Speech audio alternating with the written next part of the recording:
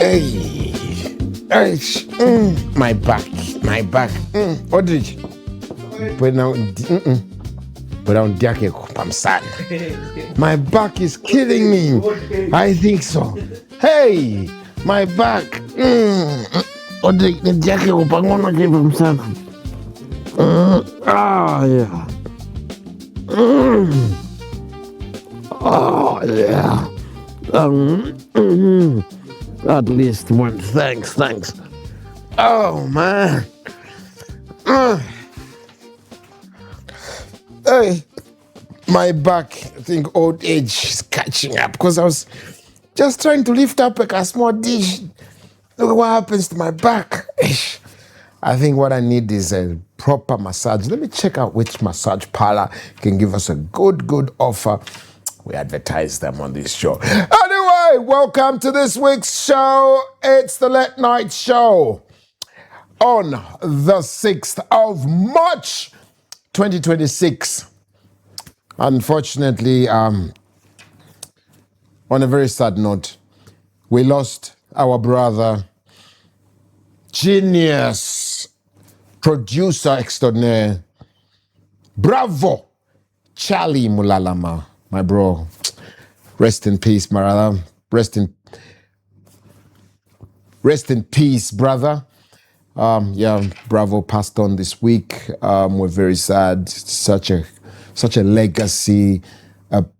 Such a great producer. I mean, the list of artists that he produced, he brought onto the scene is so. May your soul rest in peace, bro. Chachine. Yeah, this is really.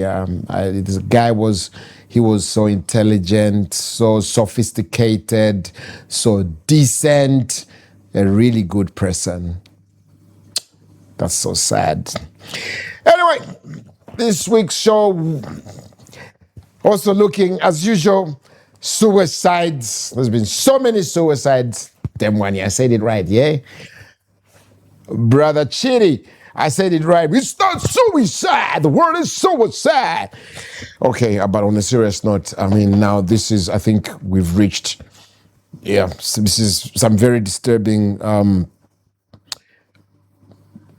levels of suicide going on in Zambia. Young man, the son to the former energy minister, Honorable Nkua, he killed himself. We saw the police officer also who shot himself with the AK-47. There's also another gentleman killed himself by ingesting maize preservation tablets. In Chama. That's disturbing though. Maize preservation tablets. Is that the maize that we end up eating anyway? But how do maize preservation tablets become so that they can actually kill someone? Anyway, let's talk about this increasing pace at which people are killing themselves. I am of the humble opinion that actually that's just people killing themselves. That's a symptom of a very, very disturbing root cause. What's the root cause? In my humble opinion, I'm not saying these are facts. This is just, in my opinion, I think because we've become highly insensitive to other people. We just say things. We don't know what someone is going through. We're not empathetic. We're not sympathetic. In fact, when someone is going through problems, we are feeling good about it, especially if that person was, doing fairly well. Now they find themselves on the short end of the stick. We feel very good. And it becomes very difficult for them to share.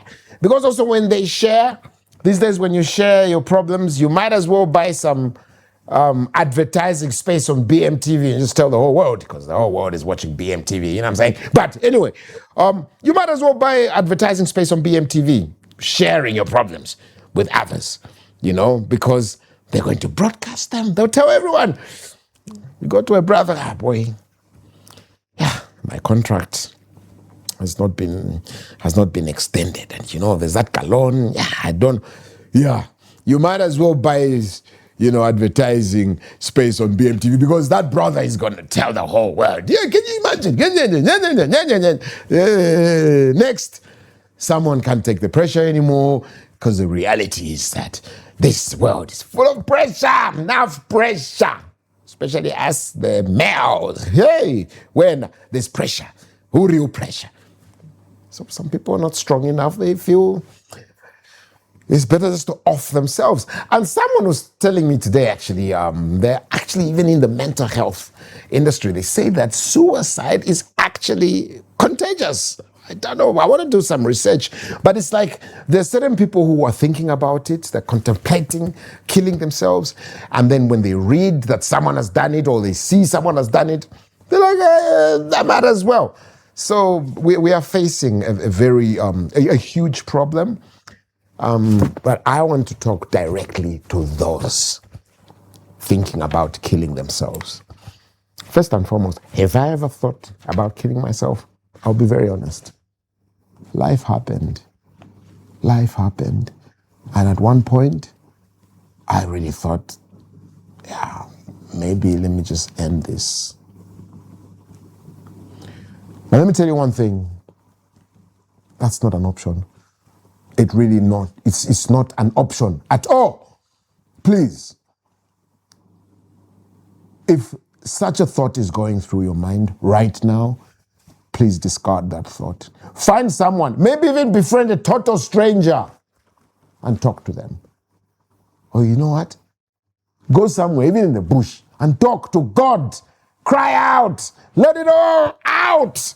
But please do not kill yourself, especially if you've got children, you've got a family, you've got a wife, you've got a mother, you've got your brothers, you've got to traumatize them, because they are the ones who are going to remain carrying that pain. They love you. So please, na milomba, konako milomba mwane, nikupe mpani, please don't do it. Don't do it. No matter what you're going through, no matter the matter, that's not an option. So we do live in a very, very harsh environment. I don't know where this came from. I don't know if it's being westernized, but we don't help each other. We don't care. A brother can have a 20,000 kwacha problem. And, the most he can get from his circle maybe is like a 2,000. But let that same person die, you will see how even 100,000 will be, quickly mobilized. So I think to some extent we're hypocrites, So these are some of the things driving people to commit suicide. Anyway, this is very, very, it's a very disturbing subject, but I'm very, very sad, that a lot of people, especially young people, are resorting to taking their lives, So please, and also the church. I'm calling upon our spiritual leaders to please do your work. Every Sunday, preach to the congregation. Tell them that God loves them. God gave them a purpose. God gave each and every one of us a purpose on this earth. And if you haven't yet, carried out or fulfilled your mission, why you came onto this planet, why you manifested, then it's not time for you to go. Only God knows when each and every one of us will die, but not ourselves to now activate and step into God's shoes. Anyway, let's move on to something lighter, though very serious as well. Guys, if you like eating irenda irepia, or you're there by the kebab there, hooking up some sausages and, anyhow, I'm not saying we should stop supporting, the brothers and the sisters involved in that business, but we really need to identify, the each and every part of the food supply chain from the time a food item is produced up to the time it goes to a customer's plate. Because in between, some of the food is passing through some very disturbing channels. And let me not look at how some of these sausages were being transported.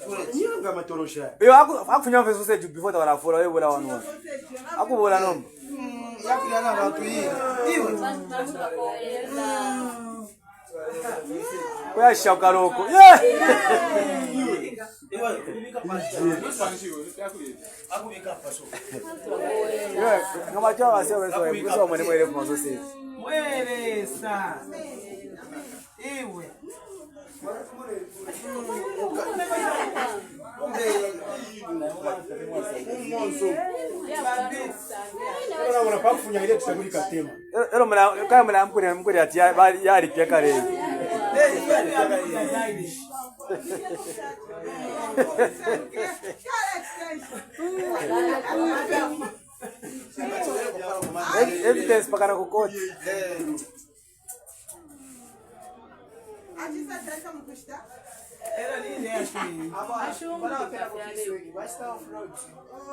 Oso box to foi a tiaronga.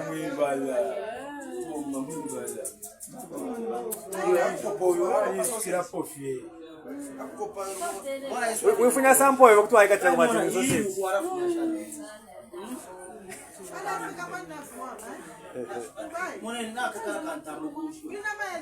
So nishikala ambo kuibaterero.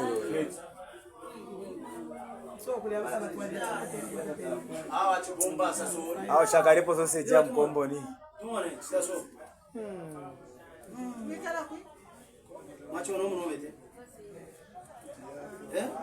Ero vai temotule tu sausage kula bankabi. No chakala cheka. Karipira chako na pali soup. Karipira chari. So ili kwenga chira ngusha pali wala sausage pali. Agana kwa tei. Kwataka kundu winu. Ndimo tumajaonga jinsampo ya kweka. Ero hitaji kutuba mofi.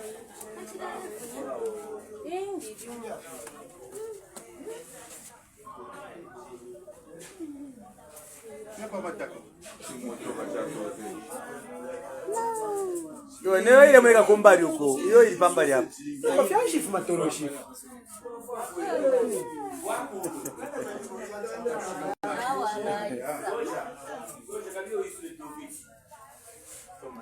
No, le voy a subir a doquete.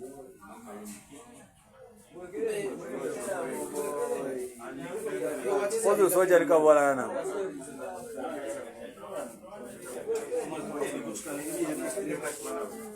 Tamshana hindi.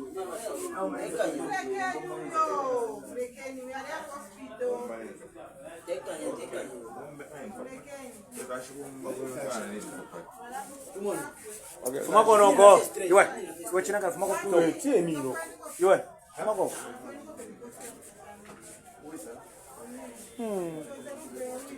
Teka nyewe. Chishan.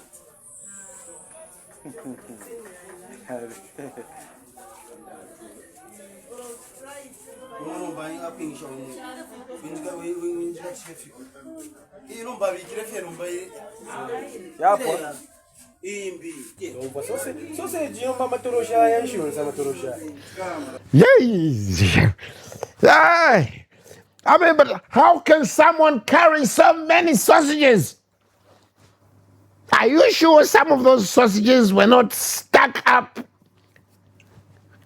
That there's an orifice that every human being has behind. It looks like some of them we stuck. I mean, how? That's like 100 kilo of sausages. That guy, how can he? Oh God. They were all over. Now, can you imagine? And some of those, and those ready-to-eat Hungarians were just right there, cha straight from the guys to what? Oh, gross, man, yuck. Oh man, damn. But come on, everyone, you uchtamadi waba ganizira kuti ivo vene waba uperekera vantu vaenda kuti. Number one, why ukuba? Manje waba, okay, manje, I don't know how to say this. I'm not encouraging stealing, but I'm going to put it in a sack. Obviously, you put it in the sack, they'll see with the oil. Hence, so don't steal. Come on. Oh God, man, this is so wrong. You know, this is so wrong. But talking about stealing, let's be honest. Our people trusted with stocks. Always want, I don't know, it seems to be like that's the. I want to make this point very, very absolutely clear. I am not in support of what, the Chinese, those two Chinese from Zamfresh, how they manhandled that lady. But let's have a debate. The story behind that, did she steal with a colleague? Is that true? If it is true, guys, this habit of let's really revisit that. Let's really revisit that.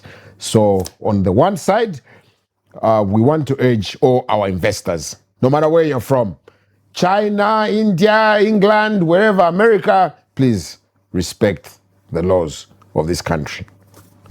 Respect the laws of this country. Can you imagine you've got a factory in China? I know we've got a brother who's got a big factory in China, the textile industry. Can you imagine if he was to manhandle a Chinese person like that in China? Come on. So the Chinese people, you can't come here. You are welcome to invest. You are welcome to live with us. You are our all-weather friends. Though, please learn to respect our labor laws. Learn to respect our laws. You can't take the law into your hands and manhandle someone like that, especially a female. As a matter of fact, I mean, this was very disturbing. Open this gate. Open this gate. Open this gate. Open this gate. Open the gate. Open. Why are you doing that? Yeah. Yes, yeah. So on the one hand, the investors, please respect the laws. And on the other hand, the investor has set up a business here. We want that foreign direct investment in our country because it creates employment. Now, if you've been given that opportunity to work in this investment, you start stealing. Then what's going to happen? Because when you steal, you disturb that bottom line, they'll close that business and then you won't have a job. So please, it's both sides. So I condemn in the strongest terms possible the violence that was perpetrated by the two Chinese gentlemen there from Zamfresh. I condemn it in the strongest terms possible. Though I am alive, that there's a backstory there. Apparently they stole money, I really hope that, every aspect of this case will be thoroughly investigated and every wrongdoer will be brought to book, including those two Chinese gentlemen, because that was clearly breaking the law. And I heard people say, no, but the people were filming, why they couldn't do anything? Seriously, they could have. Chinese, they shoot each other in the car park. So what if you try and help, then the Chinese guy just removes the gun? Bah! Yeah. I don't know. Anyway, it's very disturbing. Another disturbing video I saw, I love Kapenta. If there's anyone who loves Kapenta, I love Kapenta. Bolungu, Siavonga, I love Kapenta so much. It goes down, especially like a chai, whether it's Kwankwad or the cooking oil and Kapenta goes down. And it tastes so nice, it's got that taste. I never realized that the taste actually comes from feet bacteria owing to the way they compact the Kapenta. Look at this.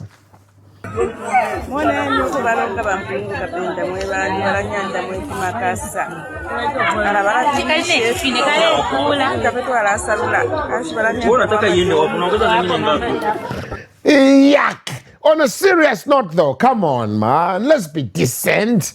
You mean you can't use your hands? I mean both hands? Hey, my back. Yeah, I'm a big man.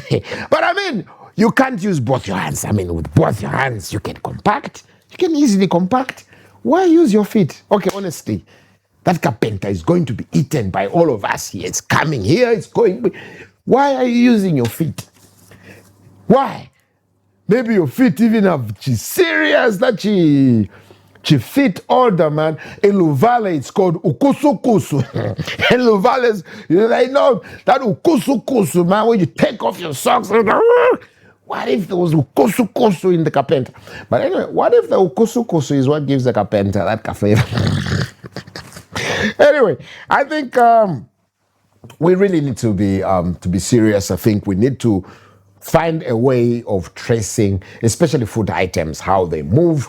You know, it's fish from the water all the way to the customer's plate, because we can't have that. I mean, it's very, very disturbing. The war in the Middle East, the US and Israel, they began an offensive on Iran. President Trump and Prime Minister Netanyahu, the excuse they've given us this time is, the Iranian government is harassing its citizens, so they need to sort it out.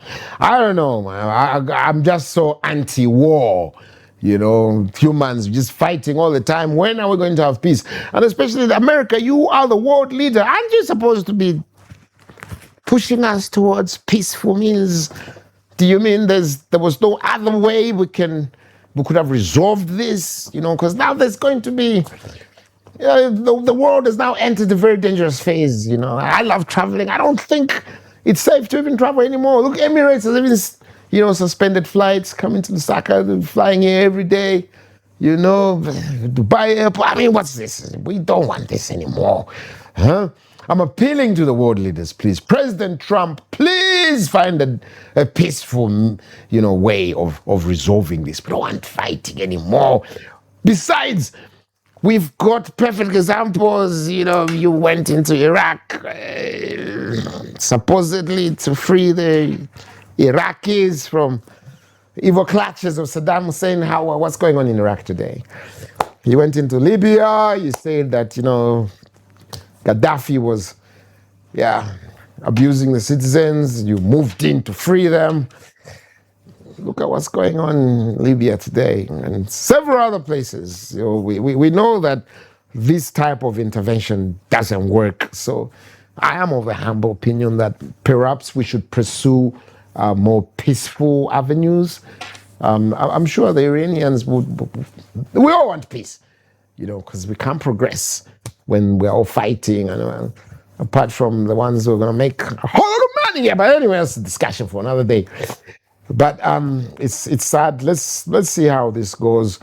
To Africa, though, I just want to say to us Africans, perhaps while they're busy fighting, let's consolidate ourselves as a continent. Let's get rid of the borders. Let's start producing those things that we're always importing from out there, which they can't come anyway because supply lines, the supply chain is disrupted at the moment.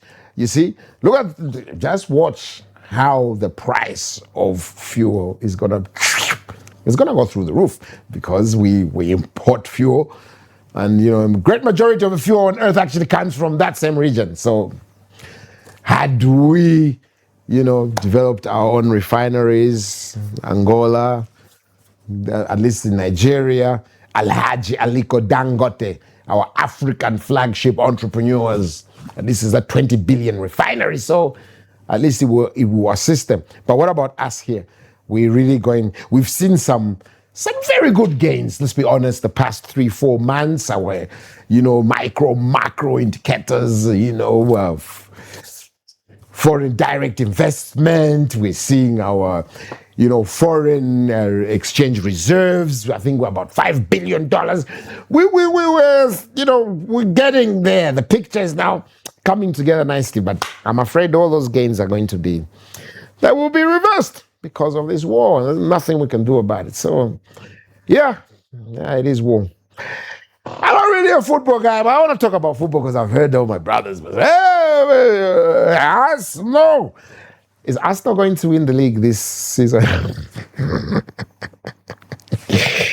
Yeah, are they going to win the league? Because they're 7 points ahead of everybody. And but Man U has been unbeaten until obviously the day before they were sorted out by Newcastle. But I can see the Man U guys, hey, I can see the Arsenal guys, hey. And they were chastising me. You're going to talk about football on your show. Okay, I'm not really a football guy. Okay, I want to talk about it. Who's going to win? Okay, send us messages. Send. Let's contribute. Send your comments on our Facebook page, BMTV Zambia channel 114. Go on to our YouTube channel, BMTV Zambia 114. Tell us, who do you think is going to win? Obviously, the Arsenal fans will be like, yeah, Arsenal. The Man U guys like unbeaten until Newcastle. Sorry. Yeah, but anyway, let's see. Is Arsenal going to win this league or what? Oh, anyway, another issue I want to discuss is Mr. Field Rue's article. Is, journalist, broadcaster, his assertions, about Mr. Frank Mutulila. I'll be very honest, though. I found that article to be out of taste. Actually, it was not a good article, to be very honest, because especially these are two respectable gentlemen in our media industry. So I wouldn't expect one to go for the other in such a fashion. I do appreciate, obviously, his explanation, the appreciation of qualifications. Yes, we must appreciate. Education is very, very important, extremely important, to get your certificates, diplomas, degrees, masters, PhDs. Very important. Very important. Like President H.H. would say, very important. Very important. Though, to demean someone in such a fashion, especially, talking about those accents. When we were all young, I'll be very honest, we all, did our hair, or tried this accents, and all things like that, but we were very young. Everyone goes through that phase. But to try and sort of bring that up, and it was not in good taste. Let's just be honest. I'll be very honest. And I'm disappointed with Field Rue because, I think Uncle Frank has done so much, to be very honest. Okay, who's our top media personality? Let's just be very honest. Give your unadulterated opinion. Who do you think? I think it's Uncle Frank. The man has dedicated over 50 years. I'm 54 years, meaning I was 4 years old when the man started the game. So a lot of you people out the way, you were just a Roma, So I think it's time that Zambians, we started appreciating ourselves. We started putting our icons up there. Let's stop this thing of always wanting to chop each other down all the time. It's not good, Uncle Frank, look at the Frank Talk. It was a trailblazer program, So I don't think whether he holds a degree or a master's or whatever, whether you can officially call him a broadcaster or a journalist, I don't think it's neither here nor there. The man has achieved so much. The man has done so much, not just for himself or his immediate family, but for the country. For the country. What's the matter with you? Let's stop putting each other down. Let's stop this. So I think that was in a very bad taste. Plus, I'm biased, obviously, of course, because Uncle Frank has joined us. He's here with us on BMTV with a trailblazing program, Simply Frank. So, this is a man who's going and he's done so much. So to chop him down with such, an article, I think it was in real bad taste. Anyway, and in the meantime, I can't even remember. I remember I was a small boy. Field Rue used to do something on TV, but I can't remember. It was quite an interesting program. That I can remember. But I've tried to ask, because I can't remember exactly what the program was. I've tried to ask all the peers, all the dinosaurs, and they all can't remember. They're like, yeah, we used to do, but we can't remember. You know what I'm saying? Because it was such a long time ago. But if you were to ask, what has Frank done? Come on, what's the matter with you? So I think, I wanted to talk about that. Anyway, we're going to go for our first break. And of course, when we come back, Our guest for today will be in the studio. Our guest today is none other than DJ Mzenga Man. Oh, what a great producer. He's going to tell us so much about himself and the projects in line. We'll be right back after this break with DJ Mzenga Man. It's the Late Night Show with Pacman. The 21 hours in Britain, BM TV. For 21 hours, perfect with the button. Pacman my show for Late Night Show. Now, Pacman will be back with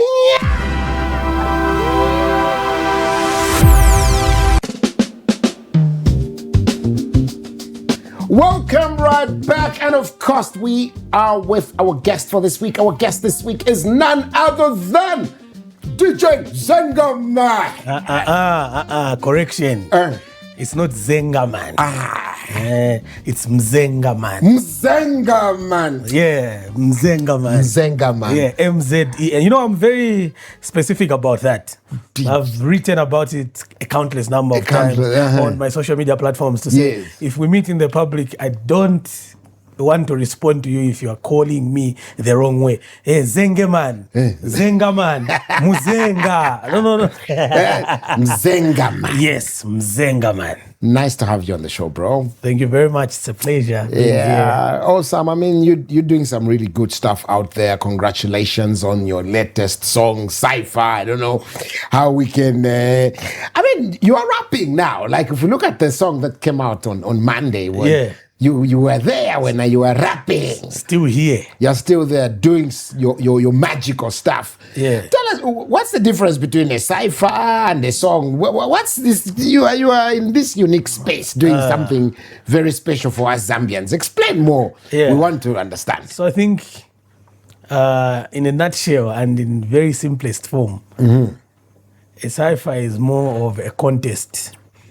One of the things that can make you identify what a cypher is from a normal song is the fact that it doesn't have to begin with a chorus. It will just be people rapping. And the usual tradition of cyphers is there will be a couple of rappers, you know, each one demonstrating their competencies, their styles, their skills, and so on and so forth, telling their story. And it goes just like that. Sometimes they can even be one-man cyphers, like the one I dropped, I think that was in December, where I featured only Slap D. And then he went till the end, like he was just alone, but there's no chorus, just him rapping, telling his story, and so on and so forth. So a cypher doesn't have a chorus. A cypher is more of a contest. A cypher is more of someone just showcasing what they have in terms of their versatility, their skill, their style, and so on and so forth.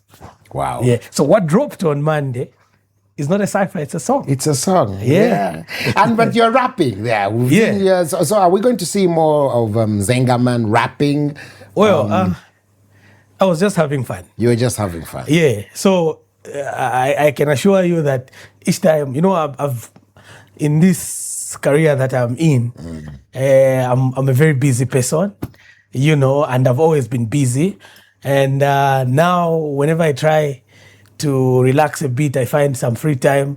I think I write and get into the studio, then record for fun, of course. So I could do more, you know, as time allows, because it's just for fun, you know, just for therapy and just finding something to do on my free time. Yeah. So, but are you? Do you do hip hop or full time, or you do other business? Well, what do you do basically? For us to ask you, what do you do? What do you do for a living? Okay, so I've been in the music industry for quite a long time. A very long time. Yeah, I think about 15 years to be specific. And what I do mainly is to do with the entertainment industry. Yeah, so it could be studio business, but you know, from the get-go, I've never looked at it as being just a producer. You know, when I started producing music, I think maybe because of the exposure that I had, because the time I went full time into music production, I had just graduated for my Bachelor's of Arts degree in Business Administration. And then I think at the time I was working for a certain organization. So I was doing part-time production whilst going for work. Then at some point I decided to completely resign, then focus on the production. But my idea wasn't to look at it from a point where I'm just getting into the studio, then I make beats, I record artists, and so on and so forth. No, I looked at it as a big thing, you know. I know in the music industry, there are people who want management. There's an issue of promoting. There's an issue of grooming. There's an issue of being an influencer. You know, there's songwriting, there's production, there's music distribution, there's marketing, and so on and so forth. So I do all these things. Of course, it's in people know me as a producer, but my organization focuses on all these things, like different compartments in as far as having a record label or a studio is concerned. So there are very other value added services that we offer or I offer, you know, apart from just making beats, recording artists, and so on and so forth. So speaking about rapping, so the story is I started production way back. Maybe let's say somewhere around 2003. You know, that time, I didn't even have an idea that you can produce music on the PC and whatnot. But what I remember is when I was in high school, I used to make beats live on stage for some rappers in the school. You know, like we could rehearse like straight for 1 month just to go and perform in the school or at the chapel. So you could program, you play drums on those Tuma keyboards that had drums, you know, and then you play the keys on it, you rehearse, the guys, you give them microphones until you go and do that performance. And it was always a wow kind of thing, you know. And from that particular point in time, I knew that I could make beats, but I just didn't know how to like eventually get them on a CD or on a tape and all. But we could record even on tapes using aux cables and, you know, but the quality was kind of poor. So I never thought about it as production really. But as time went by, now around 2007, 2008, I began noticing to say, I think what I was doing was production. Yes. You know. So along the way, I also like got interested in music. So started rapping, started singing, doing all sorts of things until later on when I said, you know what, let me just focus on production. Looks like this is where my competence or my interest at that particular point in time was. So when I am rapping now, doing it for fun, it's me also just saying, okay, since I retired at a very tender age at the time from rapping, let me rap again and just see how it goes. Bring it back. Yeah. So, like, what other value services then do you provide? You say that there's so many, you know, supplementary services to the entertainment industry.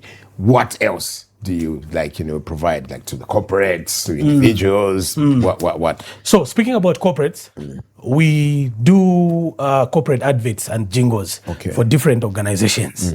We've done that for a long time.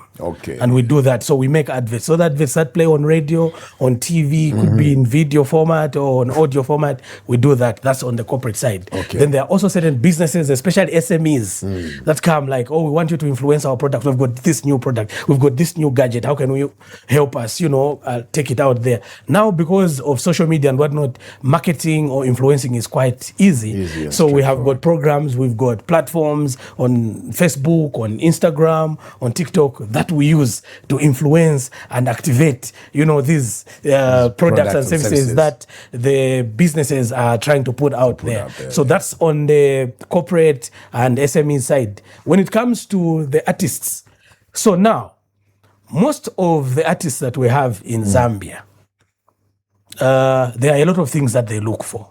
For instance, when they're dropping a single, they want that single to be on different radio stations. They want that single to appear on different social media pages. They want that single to be in clubs. They want that single to be on the streets and so on and so forth. Basically, this is called distribution. Promotion and distribution or marketing and distribution. Our organization, MBeats Entertainments, offers that service. So we work hand in hand.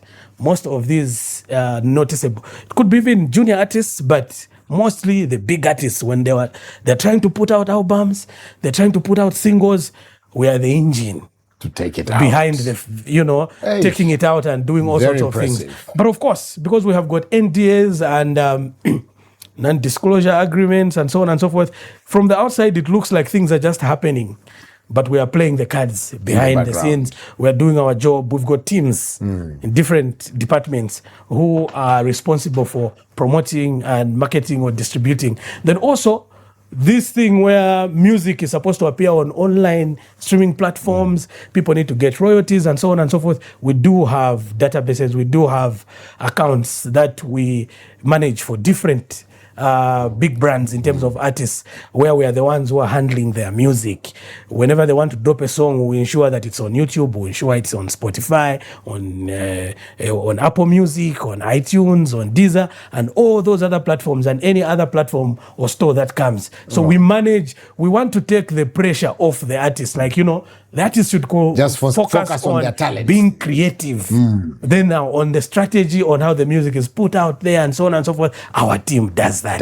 Hey, that's very impressive. Oh yeah? That's very impressive. Yeah. So tell me something. What bridge have you created between like sort of the old artists, and the new ones? Because I've seen you working with both. Yeah. Including the dinosaurs like us with the gray hair. So, personally, I feel like I'm lucky because I'm in between the older guys and the newer guys. I'm like in between, So what happens is, as DJ Mzenga Man, when I came on the scene, I decided to do it a little bit different. So firstly, I initiated the ideology of making collaborations. So there are songs, a lot of songs, my followers know that, a lot of songs that I've dropped in my name, even albums and compilations, where I've only done the executive production and the production, making beats, mixing and whatnot, coming up with concepts and so on and so forth. But I'll get a singer, I'll get maybe Israel, I'll get maybe Roberto, and then I'll get this rapper and put them together. Like I did that so much, like around 2012, 13, 14, 15, 16. In fact, the time I won the best Zambian music producer on the ZMA Awards in 2016, it was because of the compilations that I had dropped, the mixtapes in that type of arrangement where you bring Bobbyist, he does this, you put this one, Canto on the chorus, and then just like that, like you combine, like, you're bridging the gap. So now, in doing that, there are a lot of other newer guys that I was putting on. Like I could create a project where there's Slap D, and then on the chorus I put some new guy, maybe by the name of Michael Brown, and then he does the chorus, and then from that you find that even bigger artists want to work with that particular guy, and then even the fans start to identify the newer guys and so on and so forth. So I've like combined the older guys and the newer guys, and also as a strategy to, of course, continuously stay relevant. The secret is you always supposed to be on the lookout for newer guys and bring them on board, because they are coming in with something new, like the modern trends and so on and so forth. So it's either you fit in and you use your experience to modify whatever they are bringing on board, which is supposed to trend at that particular time and it's supposed to appeal. Or if you want, we know this is what you remain stuck. And then you find that you phase out. So one thing that I feel like has kept me relevant over the years, because I've seen people come and go. I found people, some people we came together, but most of them like they phased out. But I've like maintained sort of, because I think I have mastered the ability to keep on evolving by working with the newer talents that come. And also the point that you mentioned where you are always bridging the gap, you bring the new guys, the older guys, you combine them, you work with them like that, like this, and so on and so forth.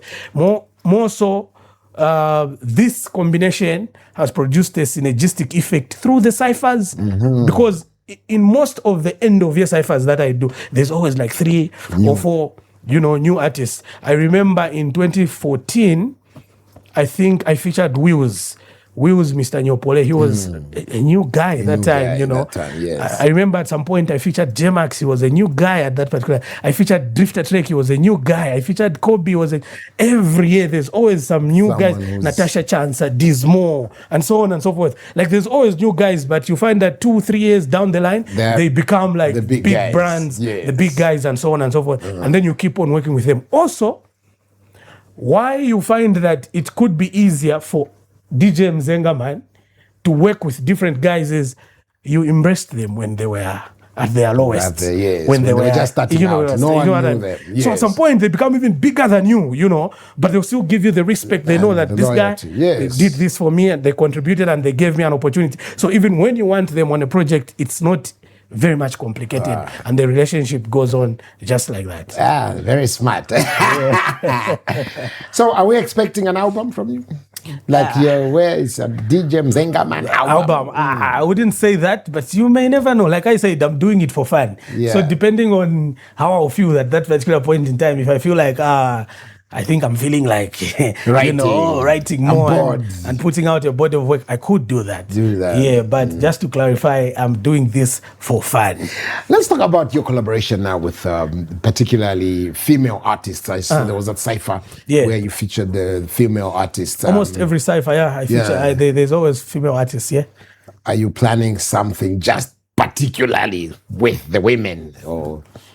Well, with my team, we had that plan of doing a Queen's Cypher, so to say, where you have like only female. But then, one thing that was very noticeable is in Zambia, we do not have so many female rappers.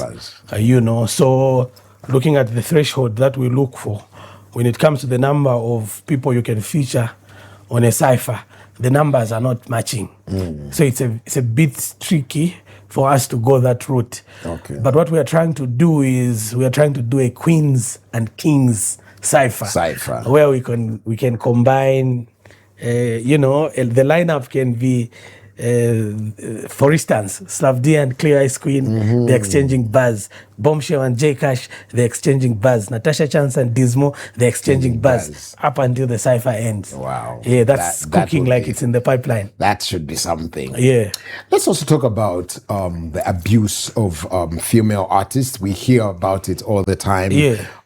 Actresses, singers, musicians, even just, females in the industry being abused, being asked to do, to provide sexual favors if they want to succeed in the industry. What are your thoughts about that? How can we best sort of address this ill? Because I feel it's becoming a big problem. Yeah, indeed, it's becoming a big problem, and it's very unfortunate. I've heard of that, but what I can say is, I think in 2013, one of the interviews, I think that was People's Choice at Movie TV, I was asked a similar question, and I'm going to give almost the same answer. Most of the times, you find that female artists might come to producers asking for free services. And that's already a recipe for disaster, because not every producer is disciplined. Thou shalt not tempt the producer. You see what I mean? So they're also looking at it like, okay, so what am I going to get in exchange?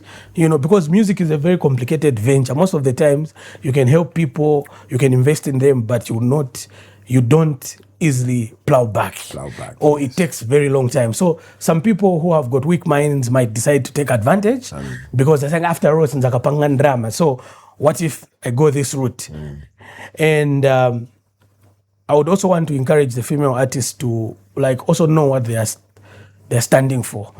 They shouldn't easily, because this is a two-sided coin, in as much as it can be looked at from the producer's point of view, like they're taking advantage. No, but they're agreeing at the end of the day, and these people are adults.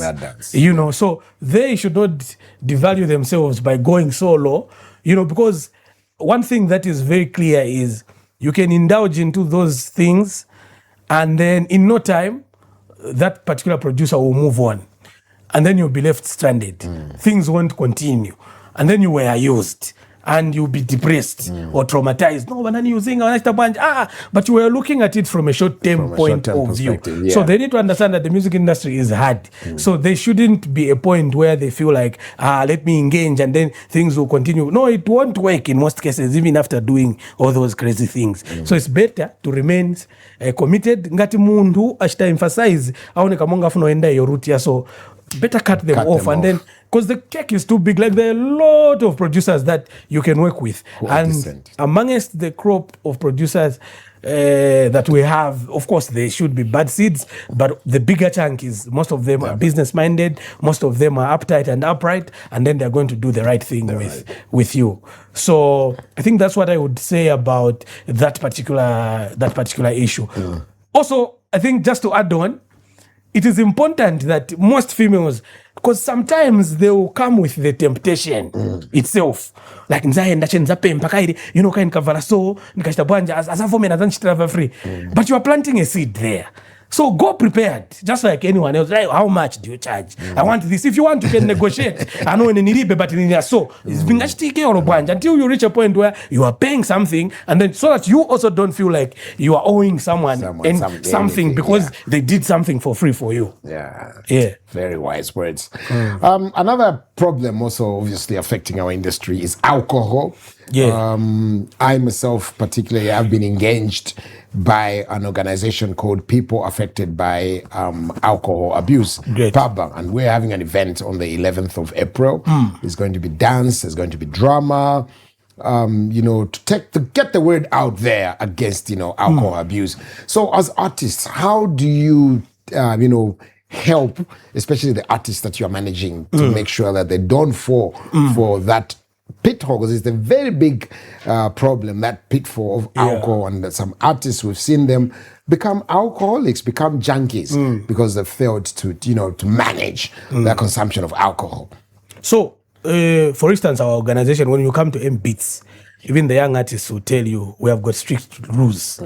Even just when you are coming for a recording session, if you come drunk or you are smelling alcohol, we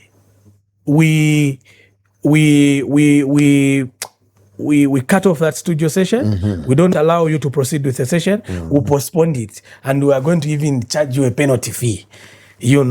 Sometimes we can even terminate your contract because we've got these membership contracts with the young artists and so on and so forth, just to help them get stuff done at a very lower cost. But we terminate such type of contracts when someone has got a tendency or behavior of coming to the studio intoxicated. What am I trying to say?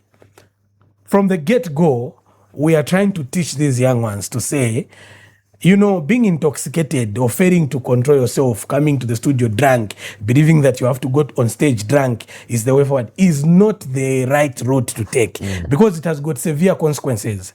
Luckily, this time around, in the age of social media, we are able to point to say, Mama wanna cheat. Mama wanna cheat. If you are not careful, you will end up like them. So we try by all means to try to mentor and educate the young ones as they are coming up. And we avoid working with people who take... Also, there's been this misconception amongst artists, especially, to say ukachayamo ndipo zando performa munche ono ukachayamo ndipo mene ku studio nga record sometimes ufunika wa bairamo then uzangara na chimwera malaini ya zambo choka, all those things, so it is a challenge trying to deal with that type of mentality because it has been embedded and planted. So you find that most of the times artists would want to so we try by all means to constantly mentor and guide artists to desist from substance abuse. If people drink or smoke, they can do that, but at least in moderation. Yes. And also they need to remember that music is more like an office. When you're going on the stage to perform, that is your office. Yes. When you're going in the studio, that is your office. You are working. So how do you go to the office drunk? How? Because now you're not going to be in the right state of mind. Even when promoters have paid you, you won't follow what exactly. You won't follow the exact things that they told you to do on stage. Like, we want you to do this. We want the performance to go like this. Also, put this on. So now you are intoxicated. Your mind is not really, uptight. And then you are doing crazy things. Also, it becomes bad for your branding because you misbehave. You kick a fan. or you do some crazy things and then you start trending in the wrong way. Because yes. I don't believe in that thing, publicity, whether negative or publicity. No, but some things injure you now and forever. And forever, exactly. We've seen people who did things 40 years ago and they're biting them now. You see what I mean? And then the corporates or people who have got serious monies fail to identify you, or when they can identify you but they refuse to associate with you because mkamba uja wamena nachita chakuti and iyo chakuti yeva kamba hapo inachitika nishindi wokolewa. So that is where the challenge is. So we try by all means to tell people or to tell artists that we work with to protect themselves and avoid getting to work whilst they are intoxicated. They can do that at their free time, but also they need to be mindful to know that they are public figures. All eyes are watching them. As a result, any slight mistake, they are gone, because this industry is about the image. Yes. It's about perception. It's about branding. And if you're not careful, then you're gone. Your image is dented. It takes years to correct it. Meanwhile, it took years for you to build it. Mzenga Man, thank you so much for gracing our show. It's been so great to have you on the late night. We give away these buckets as hampers to our viewers. Please tell your viewers they are watching BMTV channel 114 on the Top Star Bouquet. This is the late night show, and I hope that they've been paying attention to what you were saying, because we will ask them a question based strictly on what DJ Mzenga Man was saying. May I ask you, what are your real names though? That's are we allowed to know your real names? Yeah, very much. I mean, the names are in public domain. So my real name is Mzenga. Mzenga. That's like the DJ Mzenga Man. Mzenga is my real name. So Mzenga Mwale. So back in high school in 2003, somewhere there, I was known as DJ M squared. Mzenga Mwale. And because I was a fan of raga or dancehall, I used to listen to Beanie Man, this scene man, Zaga Man, you know, that kind of a thing. I said, then I am also going to be known as Mzenga Man. That's how I added man, my first name, and made it as my producer name.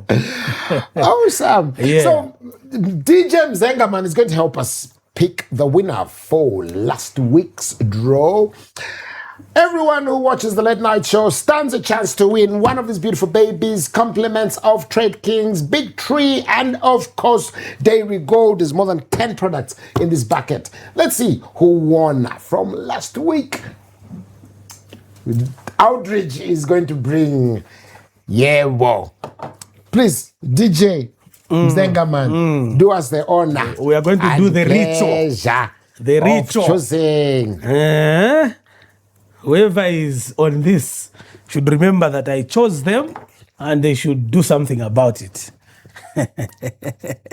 Okay, so the winner is... Now some of us, can we read without our glasses? Fales Walia.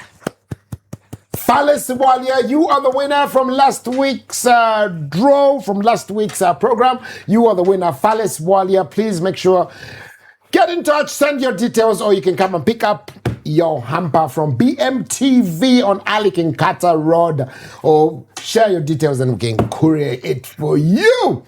DJ Mzenga Man, thank you so much for being with us and gracing us with your presence. Any last words for your fans? Last words are, first and foremost, thank you very much for having me. It was a wonderful platform to be here. I have seen this interview before on YouTube a countless number of times. Actually, I follow it and I'm a fan, a big fan. You know, so it's a pleasure that you had me here. To my fans, look out for more music this year. Not from me, from the artists that we work with. And of course, some can come from me. As you can see that I'm now having fun writing in the studio. But let's always support Zambian music. And what do we mean by support? Stream the music. The behavior of downloading ku YouTube or kuma platforms yamene free and whatnot doesn't empower artists in any way. It's very difficult to put out music videos. Is very expensive actually. So the only way artists benefit is when we are supporting them by engaging on their social media platforms and also streaming from legitimate platforms so that they can also get royalties and payments, and they continue feeding you with the music. Oh. DJ Mzenga Man, Fumu Yama Cypher, the big boss. You can call me the other guy. Wicked. And you're going to give us like a jonko, like a rap, some bars, some what? Okay. So, over a decade of silence, I gave rap a break. Nenze busy baking rappers up, breaking a bread. Kuno vision, ya saving hip hop. Sina yambe manje, nenzelu yesa sound madezia hams na manje. Sing makarias yabali chiki. Waja wamene makunda kumwamu kusomvera. Kusira kuipa power ngati ma politics. Willy. Don't be silly. Makwiki chita yazaku diela kobili. Amada here. DJ Mzenga Man. Oh man, great bro. Yeah, that's some wicked rapping. They're coming all the way from DJ Mzenga Man. We'll rarely hear him do this thing, man. That was, oh yeah. Which brings us to this week's question. Pay attention. What is the difference between a cypher and a song? It's my man DJ. What is the difference between a cypher and a song? Post your answers on our Facebook page. Look out for BMTV Zambia channel 114, Late Night with Pacman.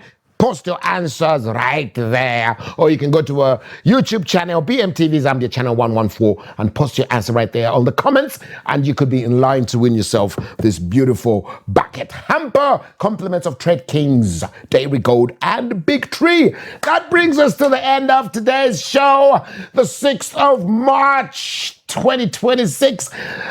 Hoping to see you again next week at the same time. This has been the Late Night Show with me, Pacman. Wagui.